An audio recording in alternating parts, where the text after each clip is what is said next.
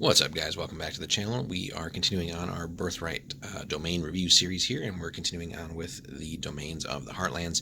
And the next one here is Ghoere, which is actually pronounced that way with, again, all the weird sort of spelling conventions and stuff that this setting has. But Ghoere, so another one that is actually not available for PC. So this is another one of these sort of major power players here, especially in the Heartlands, and really one of the most, if not the most in some ways, militaristic domain period in Anuire. So listed as lawful evil, not available for PCs, and again 10 provinces, so a pretty sizable domain on top of everything. And really, if you're in the Heartlands, most likely you are bordering Ghoere in some way, shape, or form, or at least very close to it. So you will have to contend with this domain in addition to other major power players like Avenil and stuff as well. So, and as we can see, by and large, most of the provinces are fairly well settled. Several 5s, 6 there as well, and a few 4s and stuff as well, which is still somewhat sparse, but getting towards the more populated areas. And then only a couple of 3s. Overall, magic potential is not all that high in the provinces that are there, with really just like 1s and 2s by and large. But again, we'll talk about that situation as well. So on the law side, it is essentially almost all of the ruler here, Gavin Tail, although the Moor has some influence there. So, which is one of the domains that you can actually play. The temple situation's fairly interesting too, with lots of different things going on there. The guild side is essentially all wrapped up, essentially, although there is a little bit of conflict here and there. And then on the source side, it is basically all the sword mage, and we'll talk about him, her, or it, whatever the sword mage might be. So anyway, let's move on here.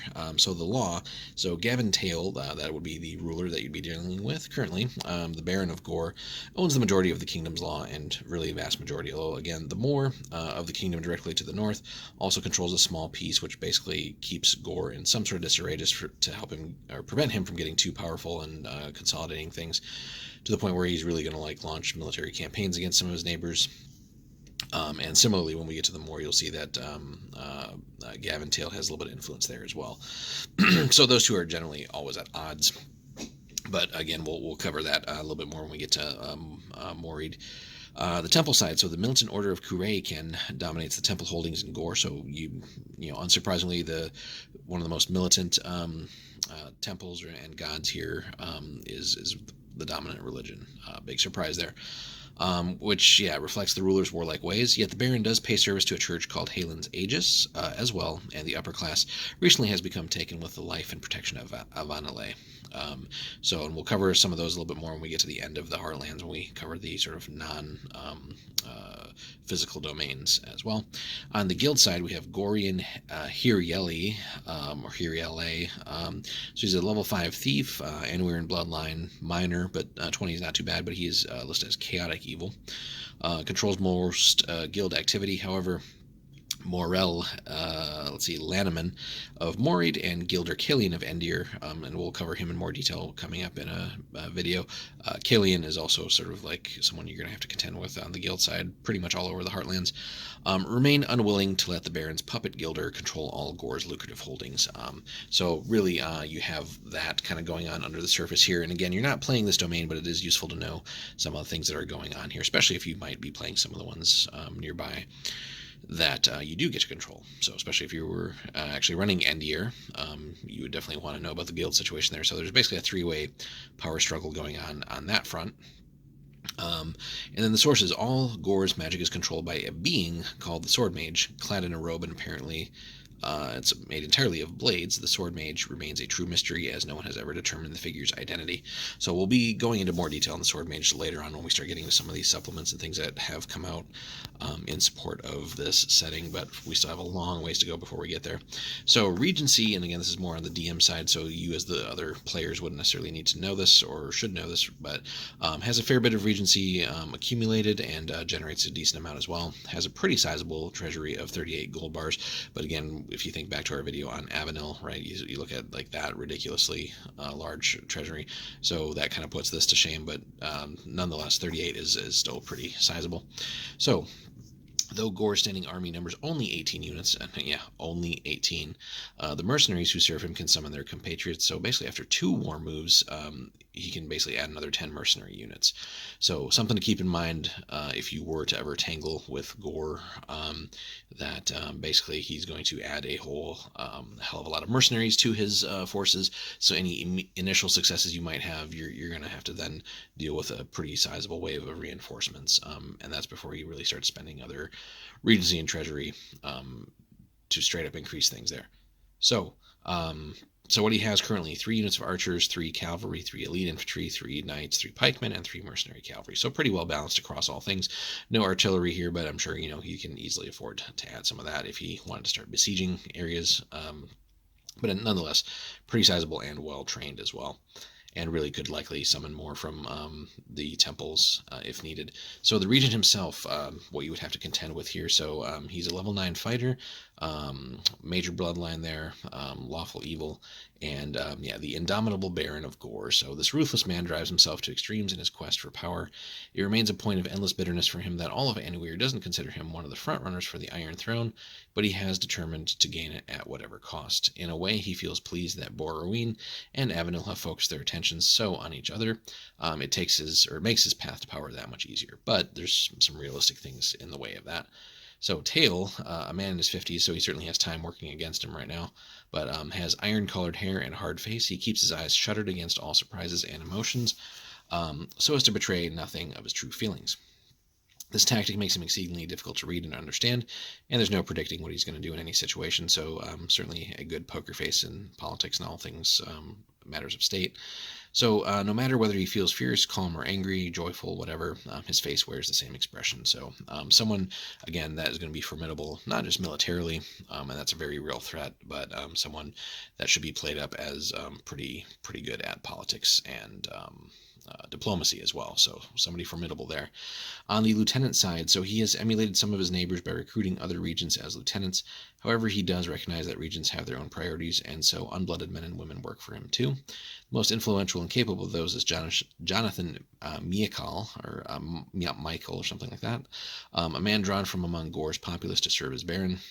So he's proud of that honor and intends to do his job well. Though he may not always agree with the decisions of his liege, he always feels determined to carry out the orders to his fullest ability. So certainly Ghoere as an adversary or just someone that you might be dealing with should have no shortage of basically capable people under him that either want to serve him or are sort of coerced into serving him. So other important NPCs. So certainly, again, the sword mage here, basically a level 10 wizard, which is, again, really should be treated as like a little bit higher as far as overall power levels go in the setting where there's far fewer true wizards.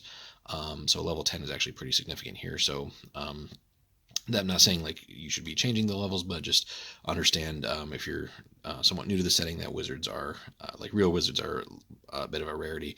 So 10 is pretty formidable. Certainly there are other higher level ones, but 10 is still pretty solid. Major bloodline of 42, enlisted as lawful evil, and is known, at least, that hails from Vosgard and draws additional power by summoning and controlling fiends. And again, there's not so much of that in this setting, but so that's all, again, more mystery and sort of rarity and weirdness about this figure. So you can kind of have a little bit of a sandbox to sort of play up some of those things as the DM. Though there might be no truth to the rumor, it's enough to keep anyone from assaulting the Sword Mage's magical holdings. So, again, if you were a rival wizard, so something to not really mess around with too much. But again, this should be something your DM is playing up in campaigns for you too, so you really probably don't want to mess with the Sword Mage, at least initially. All right, description. So, though the terrain resembles that of the Eastern Marches, Ghoere possesses a certain brooding feel that can make visitors nervous. The sun shines just as brightly here as elsewhere in Anuire. The wind blows scents just as soothing, yet the prevailing feel in Ghoere is of a country oppressed. So, the kingdom's central Anuire location gives Ghoere easy access to other domains. Again, this is like literally smack dab in the middle of everything. A particularly frightening detail when combined with an evil ruler who doesn't fear the wrath of his neighbors. He has precisely the central location that has trapped him, so nearby kingdoms keep it contained. That being said, any one kingdom really individually is not going to be much of a challenge for Ghoere, although, again, Avenil would certainly, I think, easily win out. But Avenil also has to contend with Borroween, so something to keep in mind there. But really, again, one-on-one, there's not much that's going to stand up to Ghoere. So, so if Ghoere pursues one neighbor, the others will step in where the borders grow weak. So again, he has a lot of power, but he really can't afford to sort of have a war on like half a dozen fronts or more. All Ghoere can do is keep his army maintained, in shape, and ready to roll across multiple borders at a moment's notice. And that's really, if things ever sort of go from like not necessarily a cold war, but to a hot war here with him, where he does decide to invade somebody, he's probably going to want to sort of take out multiple nearby domains at once. Probably focus on one front, not necessarily going in all kinds of different directions, just logistically, and probably leaving enough to defend his other borders for the time being. But really, if it ever comes to that in a campaign, really, he should be able to pretty easily steamroll at least one or two domains pretty quickly. And there are some that will point out that he could probably do that with. The trade town Giste sits just outside the Shadowmere swamp in the province of Ghoere. Located on the river Mazel, it has a prime position to take advantage of any trade that comes its way.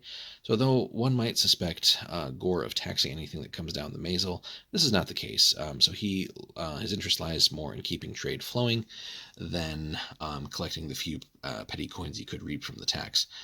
Better he reasons to foster profitable trade than force that trade to operate underground.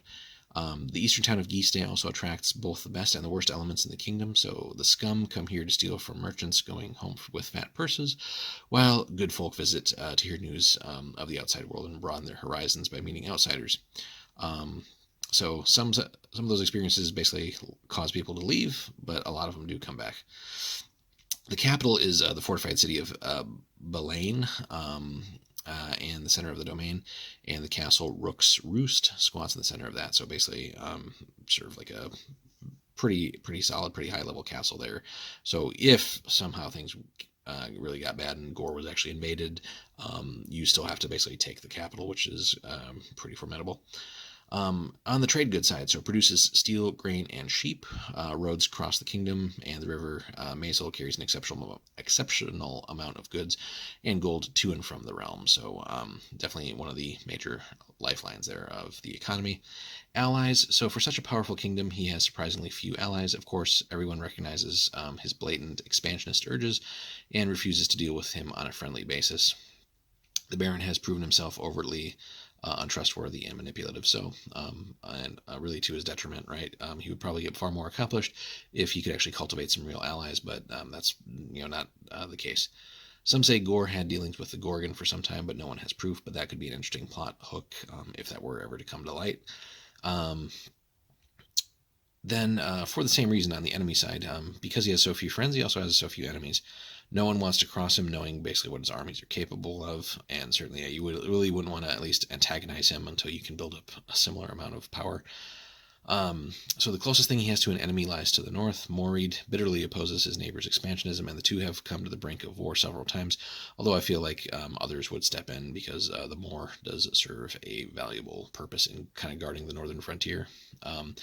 It won't be long before Tail tires of the Moors' opposition and begins an all-out war. But again, I feel like other nations would at least nominally step in a little bit there to curb that. So with Ghoere being essentially a good domain, I think others would have a say in that. And certainly that would be where I think where Avenel could exercise some real opposition there if Ghoere really got out of hand. And then special conditions. So the law in Ghoere is absolute. The Iron Guards, which would be like sort of an elite knight unit, and I think they do have a card as well for the war part of the game. The Iron Guards throughout the kingdom swiftly apprehend wrongdoers and relentlessly track fugitives. They also make sure the only illegal activities are those that the Baron himself sanctions. So some key points there for role playing. So you do want to probably be careful of what you do in the kingdom and not get yourself into trouble.